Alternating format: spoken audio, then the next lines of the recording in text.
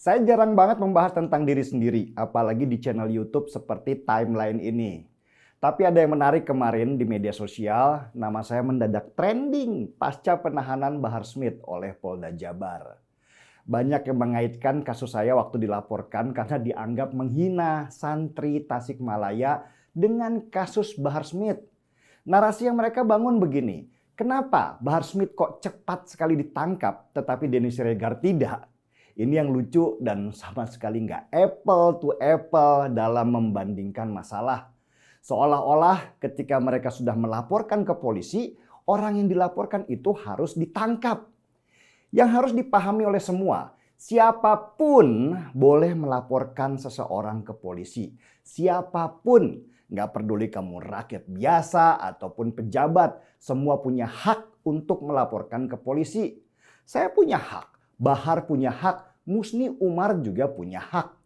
Permasalahannya, polisi juga nggak terima semua laporan itu sembarangan tanpa mempelajari kasusnya. Semuanya harus diteliti dulu.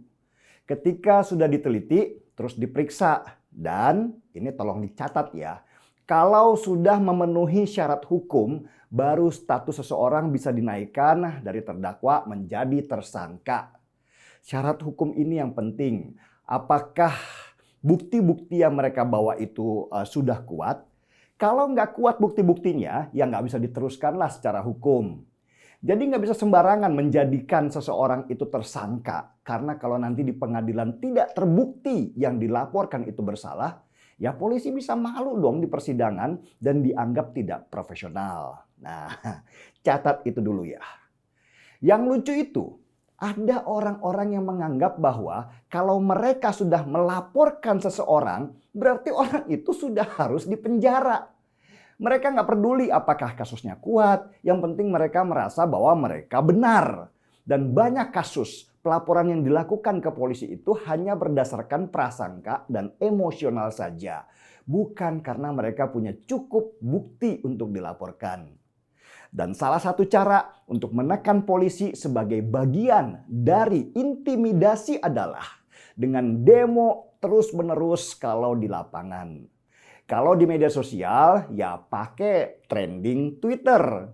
Ini yang disebut pengadilan massa. Dan ini umum digunakan oleh banyak kelompok radikal di dunia, termasuk di Indonesia, untuk mengadili seseorang dengan menekan aparat memakai massa dalam jumlah banyak supaya aparat akhirnya menyerah dan meneruskan kasusnya ke pengadilan. Nanti kalau sudah sampai di pengadilan, mereka akan kerahkan massa lagi untuk menekan hakim. Begitu terus pola mereka. Kekuatan mereka ada di massa yang dipakai untuk menekan sistem di dalam pemerintahan. Ingat kasus Ahok. Begitulah yang mereka lakukan supaya Ahok masuk penjara. Mereka terus-menerus menekan aparat untuk memenjarakan Ahok lewat demo 411, 212 dengan kumpulkan ribuan massa di Monas. Mereka juga mengancam kalau Ahok tidak segera dipenjarakan, maka akan terjadi kerusuhan atas nama agama. Saya pahamlah, pada waktu itu tahun 2017-an. Pemerintah masih gamang menghadapi mereka dan tidak siap mengantisipasi situasi. Sehingga dicarilah penyelesaian yang paling minimal kerusakannya. Begitu juga dengan apa yang mereka lakukan di Twitter. Twitter adalah platform media sosial yang punya kelebihan dibandingkan media sosial lainnya dengan menampilkan trending topik terhadap peristiwa yang terjadi. Nah, dengan model trending itu, mereka berharap suara mereka bisa didengar dan siapa tahu bisa menekan sebuah keputusan. Curangnya, model trending ini juga banyak palsunya. Yang menciptakan trending itu biasanya adalah mesin akun, bukan akun organik yang memang jelas siapa orangnya. Kita menamakan mesin itu sebagai bot. Bot inilah yang digerakkan untuk menampilkan kata yang serempak disuarakan. Misalnya ya, kata hashtag tangkap atau tagar tangkap. Pakai hashtag supaya serupa semua. Lalu digerakkan secara sistematis oleh orang di belakangnya. Inilah yang disebut sebagai buzzer atau pendengung. Buzzer adalah sistem untuk menggemakan suatu wacana secara serempak dalam waktu yang bersamaan sehingga menjadi trending topik. Model buzzer seperti ini sebenarnya kalau dibiarkan aja juga nggak ada masalah. Yang jadi masalah adalah banyak media mainstream yang mencari berita berdasarkan trending apa hari ini. Dan model buzzer ini banyak dipakai orang untuk menjual barang, mempromosikan sebuah produk, sampai mempropagandakan sesuatu. Ya meski banyak yang sudah tahu bagaimana sistem buzzer bekerja, sialnya banyak pejabat yang gampang banget terganggu kalau dia disinggung oleh mesin-mesin trending ini. Mereka takut kalau atasan mereka terpengaruh oleh kebisingan ini sehingga kadang suka mengambil keputusan berdasarkan apa keinginan si pembuat topik trending. Inilah yang sering dijadikan alat untuk menekan seseorang bahkan mencari uang oleh pembuat mesin trending itu. Ini bisnis besar dan sudah banyak dilakukan oleh mereka yang mengerti bagaimana sistem di media sosial.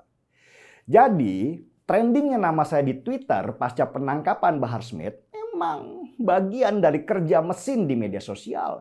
Ada orang-orang yang geram dan benci sekali dengan saya karena dianggap punya peran dalam penangkapan Bahar. Padahal saya sama sekali nggak punya peran apa-apa. Ya, cuman main target-targetan doang. Target itu juga berdasarkan hasil analisa dari berita-berita yang ada. Bukan karena saya mengatur kepolisian. Gila apa? Institusi sebesar dan sekuat kepolisian bisa saya atur-atur. Tapi begitulah framing yang mereka ciptakan di media sosial. Saya kebal hukum, ada orang kuat yang backup, dan segala macam tudingan yang terus-menerus disebarkan supaya orang akhirnya menganggap benar sebuah kebohongan.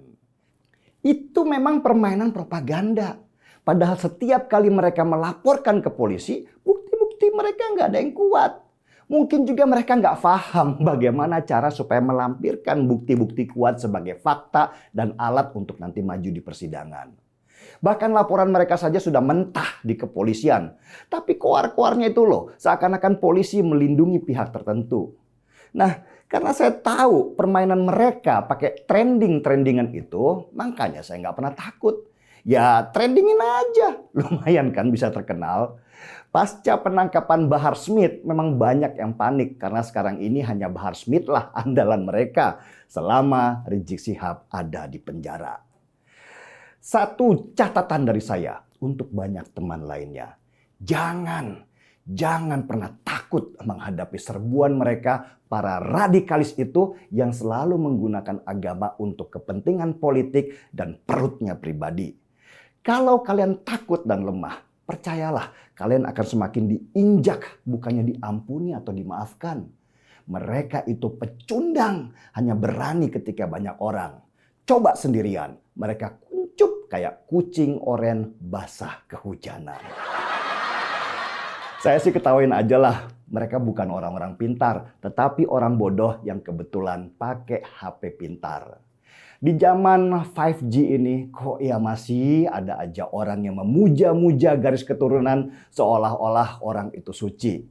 Bahkan Tuhan saja sudah mengabarkan kalau iblis itu sebelum dikutuk adalah makhluk yang merasa paling beriman sebelum dia diuji sehingga muncullah watak sebenarnya, yaitu kesombongan.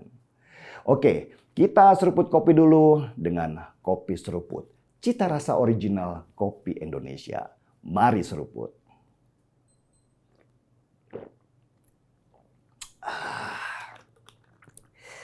Markitar. Mari kita semua pintar biar nggak gampang dibodoh-bodohi oleh orang seperti Bahar. Saya Denny Siregar, kita di acara Timeline.